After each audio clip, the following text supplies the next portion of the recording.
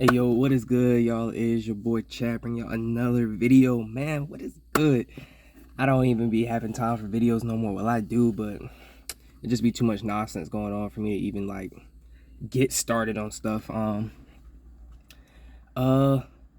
just run through a few things that I've seen recently that I just been like, I could do a video, but people are gonna beat me to it, and it's just nonsense. So we all know Kamala hasn't been to the border, like I've been saying in previous videos. It then came out like maybe like a week or so ago. Trump said that he was going to the border with the governor of Texas, Abbott. I think his name is like Greg Abbott, and he said he was going June 30th. So Kamala and Biden have been in office since January 21st, and she will not visit the border. And no matter what happens, she says, I visited. She visited when she was a senator. She has not visited since she's been VP. So Trump says he's going to the border the 30th, and guess who decides to show up to the border all of a sudden? Kamala. All right, so she just went to the border on Friday. I mean, she got down there, but now what? Like, she went down there. Now what? So we'll see what she does about that, but it took Trump to get her to go to the border, because honestly, if Trump had gotten there before her, this would have been an issue, you feel me? But they would have probably spent it somehow. It would have been Trump's fault. He tried to act like he's still president or some BS. Then you have Biden talking about Second Amendment rights. We all say, we want our guns because, let me just keep going. He said, people who want to carry who want to have their Second Amendment rights, they're like, we want our guns to, one, protect ourselves, our family, and two, to protect ourselves from a tyrannical government. So this man Biden gets on stage and he's talking about the Second Amendment and why we don't need it. Well, not Second Amendment, why we don't, but why he wants to take away guns. And he's like, people say, you need to fear from a tyrannical government. And then he goes on to say, like, the government, if you want to go against the government, you're going to need F-150s and nukes. Like, bro, whose man is this? What president will tell their citizens when they say we need guns to protect ourselves from a government with too much power, then is going to say, well, your guns aren't going to do anything. You need F-150s, basically like huge planes and nukes. This is why we need our guns. When presidents say things like this, that means they're not for the people. They're just saying stuff. Then he's sitting up here, I created the bill. I did that. Let me tell you guys something. Why are you whispering in front of a press conference, bro? Speaking to the mic. What is this man doing? Then, bro, it's like Biden's like a full-time comedy almost. Like Orange Man bad because his tweets or whatever, but I mean Biden is just seeming like he's just not there. I've been saying it for months. He's just not there. I wouldn't be surprised if Kamala takes over in a second. So yeah, I just don't know what goes on with Biden. Like, back before I came to like the truth and everything, I used to look at guns like, it's not needed. It's people just have guns. It's not really needed. I didn't care that people had them. Me personally, I was just like, it's not needed. I came into the truth and I was like, I need me a gun, because the way folks be acting out here, it get iffy. You gotta up the blicky, you feel me? But that's besides the point. I was also watching Joe Rogan's little podcast, Joe Rogan Experience, and he was talking to some guy, and he was like, can you explain to me when race, sex, and gender became like the talk of the town? And quite frankly, I'm with Joe. I'm like, it's like, okay, it's like I went to sleep one day with the world like, we're normal. And then I woke up and everybody was woke and on this. And it was like, I don't even know when this started. Like, maybe I wasn't paying attention and it slowly, like, if this is the woke meter, right? And this is normal and this is woke. It's like the woke meter was doing this over time and it just kept going and going and going. And by the time I realized what was going on, it was like here. But it's like I've been paying attention, so it's like it's like somewhere along the line, something happened where they just went from like here to here, like in one event. I don't know what it was, but Joe was talking about it, and it was like, yeah, like you have critical race theory, you got everybody saying everything's racist, And it's like they said, oh, Trump was racist, but Biden's not. Oh, yeah, back to Biden real quick. He was on the stage and he was like, the reason black people don't want to get the vaccine is because they're used to being experimented on, the Tuskegee experiment. And I was like, okay, you may be right about that one. Then he said, and the Latinx community, they're afraid of being deported. What is this lunatic? What is he talking about? First off, anybody I know who's Latina or Latino, they go by Latina or Latino. They go by, that's Spanish. You use the male and female like pronunciations. That's why you have like trabajador, trabajador, and trabajada. I forgot to speak Spanish, honestly. But I know that it's male and female versions of how you address people, like senor and senorita and stuff like that. I haven't heard a single person who's Hispanic go by Latinx or Latinx or whatever they're talking about. And then on top of that, he's talking some, they're scared to get the vaccine because they're scared to be deported. Okay, that sentence alone, let's say that Latinx, which none of them go by, which is, to me, it's like, here we go with that woke BS. They're scared of being deported. So who is Biden talking to? Is he talking to straight illegals crossing the border that he's trying to vaccinate? So he's saying that he wants non-citizens to come first over regular citizens? Or is he saying they're going to be deported, the people who are already legal that haven't got the vaccine are going to be deported, but they're legal? See what I mean? And they don't say that he's the racist. Okay, I just want to throw that out there too. Now back to Joe Rogan. Joe Rogan was, asking like, when did race and sex and gender become a thing? And the dude's like, honestly, I have no clue. Like at some point he was like, it was said, and then they just blurred the lines. And I even typed in on Google, just like, what is sex? Sex is male or female. So when you look, okay, if you're looking at this video, if you look down at what's between your legs, that's your sex, right? So I look down, I'm a male. If you're a woman, you look down, you're a female. The thing that they have done with gender, they said, when I typed in on Google, is a social construct. So they're saying like male men is the gender and you should act like this. You should be a provider, you should be a protector, and women are like this and you should be caring and nurturing and that sort of thing. And so, okay, if you want to play around with gender, like, oh, I'm a male, but I'd rather, do ABC than be a provider and all this other stuff. Okay, have at it, right? But what they have been doing is saying, oh, I identify as a male or I identify as a female. So they're saying they identify as a sex, but sex is determined like physically, like what you're born with. So it's like, you can't say, well, I'm a man and I identify as, like, they're using gender. They're explaining sex. They're explaining gender through sex. You see what I'm saying? So, or it's the opposite. They're explaining sex through gender. It honestly, me trying to explain it is getting confusing. Me trying to even understand where they're like trying to come from with this. Like how you got men thinking they're female, even though, like I said, they're saying I identify as female, but they contradict themselves in that. Because if you're a man, let's say I'm a man and I say I identify as female, when I, like we just did the test, when I look down, my sex tells me I'm not a female. So whatever I'm identifying myself as, even though I don't see that, it's like make believe. I don't want to be, canceled. Well, I don't really care if I get canceled because I'm just trying to tell the truth. Like, your gender, okay, I'm a man. I look like a man, but I identify as female. Like I said, we've already gone through that. Sex is what's between your legs. So if you're contradicting it right there, that's where the issue lies. Now, right then and there is where the confusion hits automatically, because it's like it just gets confusing after that.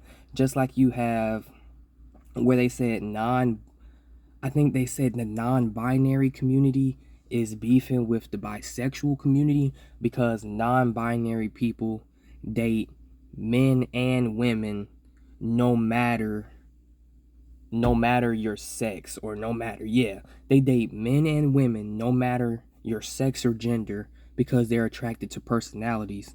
But bi people date men and women. That's it. They date either men or women.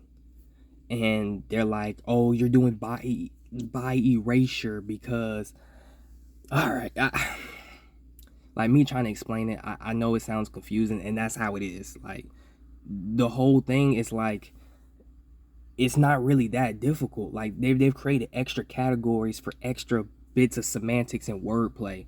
Oh, I like men and women, but I'm only liking personalities. Oh, I like men and women. It doesn't matter their personality or not. Okay.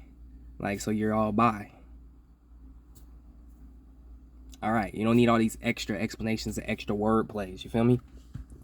And then when it comes to stuff like critical race theory being taught in schools, like, it's gotten to the point where, first off, for me, critical race theory is like, it's already biased because you're looking at everything that happens in the world from this lens of, okay, here we go. I look at the world like this. Excuse me. I look at the world like this. I'm black. Let's say I have some white friends. I'm black, they're white. Cool. Let's carry on with our lives.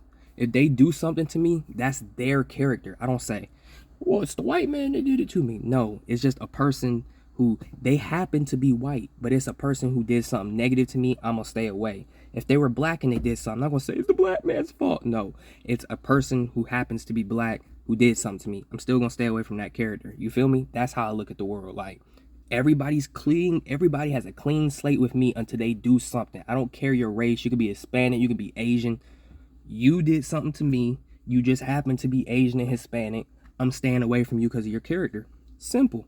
Critical race theory tells you, all right, put on your lens of you're a black man in America. Any person that you see as white is automatically an enemy because of how they held you back in the past. So we need to tear down the white identity of white people. So then they teach white people, oh, you're inherently bad because of what your ancestors did or what this person did. You have to devalue yourself so that way we can make up for lost time. And it's like, bro, don't stop teaching white people to hate themselves. Stop teaching black people they're less than. Stop teaching white people they're so superior. That's all they're doing. They're teaching white people they're superior and black people are inferior, or anybody else below white people. That's really what's happening. And it's like they've demonized the white person. Me, I'm like, bro, if you're white, right, I don't need you apologizing to me for slavery because I'm not a slave and you didn't put me in slavery. Carry on with your business. If you have something to say about what's going on, the injustices, okay, do what you got to do. But don't apologize. I'm sorry. I'm sorry for what we did. What are you talking about? What did you do? You and who? What did y'all do? Your ancestors? They're not here to say sorry. Today, carry on with your life. Like, that's how I look at it. It may be like a cold, hard, like, but you're no. Let's stop with this race bait and stuff, because you're getting people like, we're crying wolf on races. We're crying wolf. Anytime something happens, it's racist, the white man fault. Anytime, oh, we're black, we don't never get nothing. It's kind of like when you are in school, right?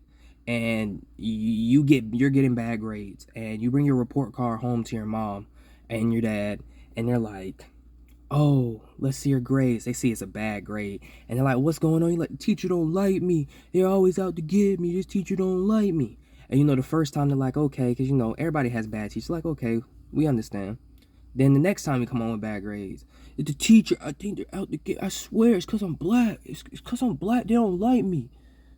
Okay, let's have a closer look at this. Then the third time you come home with bad grades and you're still talking about it's the teacher and they're just against the black person, eventually your parents going to be calling BS because you've thrown the race bait card, because you can only use that for so long.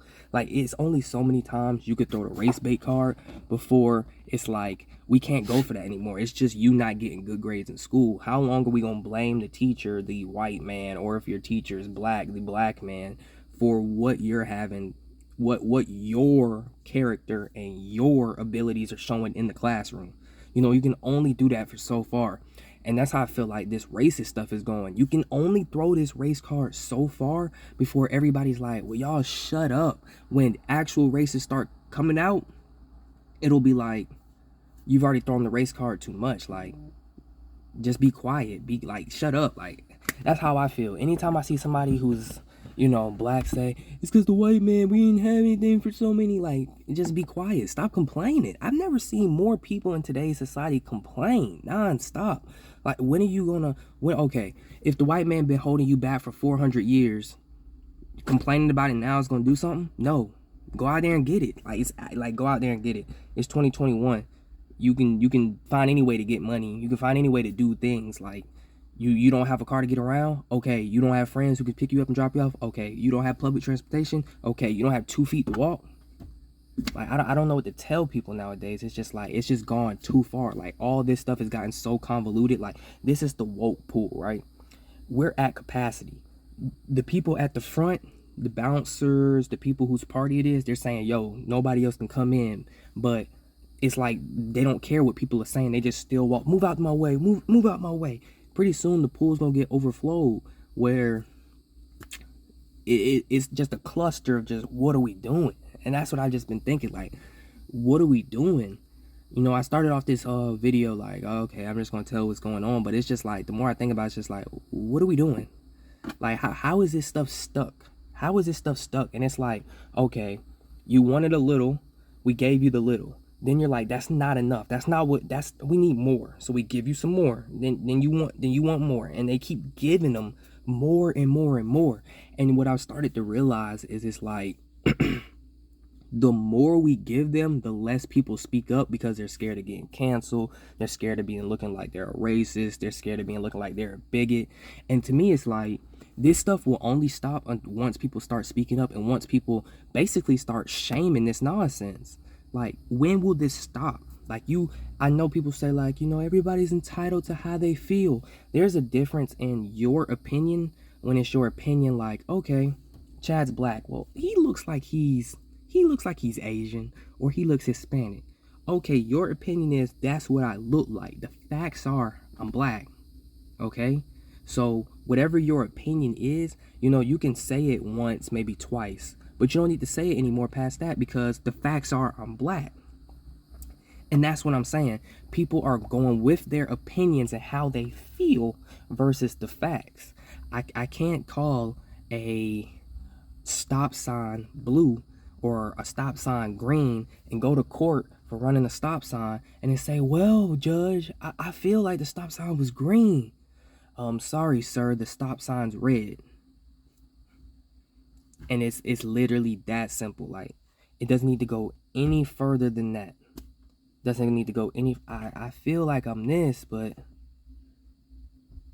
it doesn't need to go any further. And I understand, like, I understand people, may want to feel some sort of way, but it's like I said in one of my other videos, it's like people have gotten bored, or they want to feel important. And it's like I told my parents the other day, it's like, this society is run by, there will be CEOs, there will be extremely rich, there will be extremely poor.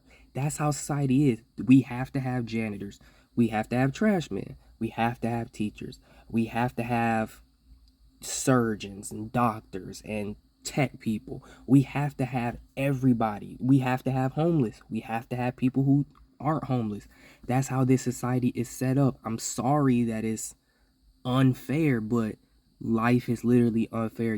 We're all dealt different cards. Some people may be dealt with disabilities. Some people may be dealt with none. Some people may be dealt with, I don't know, a rich family. Some people may be dealt with a middle class. Some people poor. But it's what you do with the hand that you're dealt that makes the most sense. That makes, all the difference. I also saw a quote recently that was like, you either live what you believe or you believe what you live. And that quote has stuck with me for a long time, because it's like, I believe, God and Jesus, and he'll be coming back, and we got to live right. And so I live what I believe. That's why I tried to stop smoking. Well, not even tried to stop, I have stopped. That's why I tried to stop doing, certain things, because it's like, I'm trying to live what I believe, not I believe what I live. Because I can say, oh, I'm a Christian, I believe in Jesus and God, and I'm sitting up here smoking weed and doing, and it's like, do you really believe that? Because then you would be living different. Or are you believing what you live? So I just thought I'd leave y'all with that, man. Either you live what you believe, or you believe what you live. So yeah, man, I just wanted to make this video. I'm sorry this ran on a little longer. It's like 20 minutes or so. But yeah, I just wanted to come in the car and rant, because I just be like, I don't really know what's going on out here besides, you know, the nonsense that's really happening.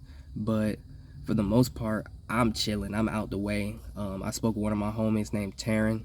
I probably mispronounced his name. I'm sorry, homie, if you're watching this. But I talked to him recently about, you know, like he was asking like what I've been on recently, and I'm like, bro, I haven't been on social media. I mean, I may get on like a photo and hop off, but I haven't been on social media. I haven't been doing anything besides minding my business, praying, staying out the way, trying to stack my money, get right with God, everything like that.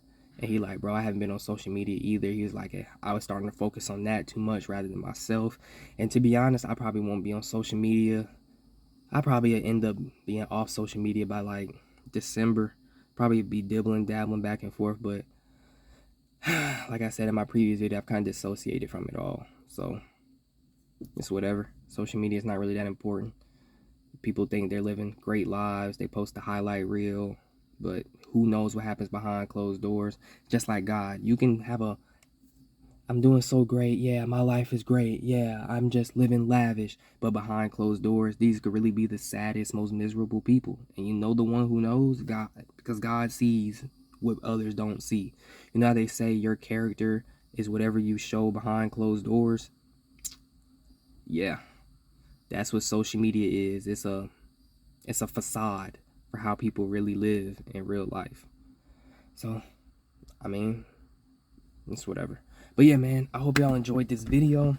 Sorry for ranting. I'll probably come back sometime this week, maybe with like an actual video like discussing something. But for the most part, it's just like I've just kind of gotten fed up with it all, because it's like, how far can this go before it completely falls apart?